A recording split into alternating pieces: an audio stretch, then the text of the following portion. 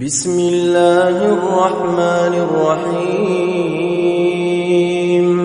نماز پڑھنا آیا ہے اور دل کسی اور طریقے طرف ہے تو یہ نماز اس کو تو اس چھت تک نہیں پہنچنے کی، آسمان تک کیسے پہنچے گی؟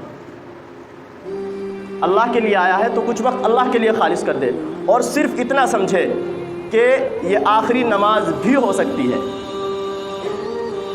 کتنے نوجوان ایسے ہیں جو پچھلے سال تھے، اب ہم بچے ایسے ہیں جو پیدا ہوئے ہیں اور دنیا سے چلے گئے ہیں۔ اپنے داداؤں کو دیکھو، اپنے پرداداؤں کو دیکھو، کچھ کے والدین دنیا سے چلے گئے ہیں، تو اپنے والد کے لیے، والد کے ایصال ثواب کے لیے، دادا کے ایصال ثواب کے لیے، اپنے یار رشتہ دار جو دنیا سے چلے گئے ان کے ایصال ثواب کے لیے اگر کوئی مسجد میں کوئی رقم دیتا ہے، اس کی مدد کرتا ہے، اس جس کے لیے ایصال ثواب کیا ہے اس کو تو ثواب ملتا ہی ہے، لیکن اس کی جنت خود بخود بن جاتی ہے۔ اور ایک اور چیز، اگر کسی کو یہ چاہیے کہ میں مالدار ہو جاؤں اور میری یہ کام آسان ہو جائے تو اس کو ایک نسخہ حدیث کی روح سے آتا ہے۔ حدیث تو لمبی ہے، اس کے اندر ایک نسخہ اللہ کے رسول نے بتلایا، وہ یہ ہے کہ اگر چاہتا ہے کہ میری شادی ہو جائے ایک نوجوان، تو وہ اپنے دوسرے بھائی کے لیے دعا کرنی شروع کر دے، اس کی ہو یا نہ ہو، اس کی ہو جائے گی۔ اگر چاہتا ہے میں گاڑی خرید لوں، سب سے بڑی پریشانی تو میرے پاس آ گئی، اس کے پاس نہ آ جائے، یہ ہے نا سب سے تکلیف۔ اللہ کے رسول نے پہلے اس پہ چھری پھیری ہے کہ بھئی اسے ختم کرو،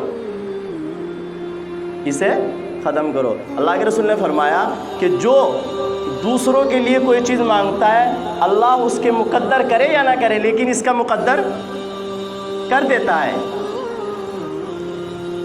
تو ہمیں کتنی باتوں میں عمل کرنا؟ نمبر 1، اپنی مسجد کے اندر، اپنے محلے کی مسجد، گاؤں کی مسجد، قصبے کی مسجد، شہر کی مسجد، اس میں امداد کرنی ہے اور دل کھول کے کرنی ہے۔